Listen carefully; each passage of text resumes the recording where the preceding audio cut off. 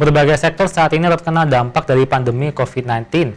Tidak terkecuali salah satu pabrik tahu di Surabaya yang merupakan pabrik tahu tertua, di mana mereka mencoba untuk tetap bertahan di tengah gempuran pandemi COVID-19. Berikut liputannya.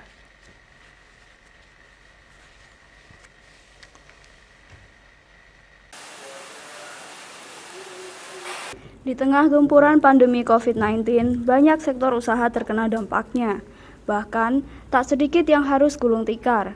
Tidak terkecuali pabrik tahu tradisional yang terletak di Jalan Dinoyo ini. Berdiri sejak tahun 1952, membuat pabrik ini menjadi pabrik tahu tertua di kota Surabaya, di mana sebelum pandemi mereka bisa menghabiskan sekitar 4,8 ton kacang kedelai dalam sehari. Namun, kini akibat pandemi, produksi pun menurun hingga hanya 128 kg saja per harinya. Penurunan produksi ini sangat dirasakan sekali oleh pengelola pabrik tahu saat ini yang merupakan generasi ketiga. Penurunan produksi disebabkan menurunnya permintaan akibat pemberlakuan PSBB dan hingga saat ini pun pandemi COVID-19 belum menunjukkan akan berakhir. Dengan dibantu 9 karyawannya, Riani, sang pemilik, mencoba bertahan. Karena kasihan jika sampai berhenti produksi, dirinya merasa punya tanggung jawab moral untuk menghidupi para karyawan agar bisa tetap memberi makan keluarganya.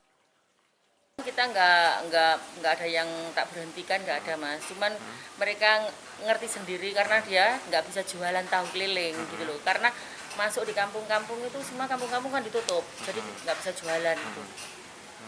Nah, untuk bisa bertahan, ya saya ngomong sama karyawan semua, saya bilang berapapun omsetnya kita harus tetap kerja, saya bilang gitu. Karena gimana, kamu punya keluarga, kamu juga butuh makan, saya bilang gitu. Kalau saya tutup, misalkan saya tutup mas, saya bisa makan karyawan saya gimana? Itu yang saya pikirkan gitu. Untuk produksinya sekarang berapa Bu? Kira-kira sehari? Apanya? Saat ini tahunya? Tahunya produksinya sedikit mas, 7, 5, 8 gitu. Berarti katanya kerjanya cuma setengah hari, bukan? Iya, setengah hari. Ya, ini sudah selesai. Ini sudah selesai. Udah anak sudah masuk semua dalam. Ada ini nggak Bu? Harapan nggak Bu buat kedepannya?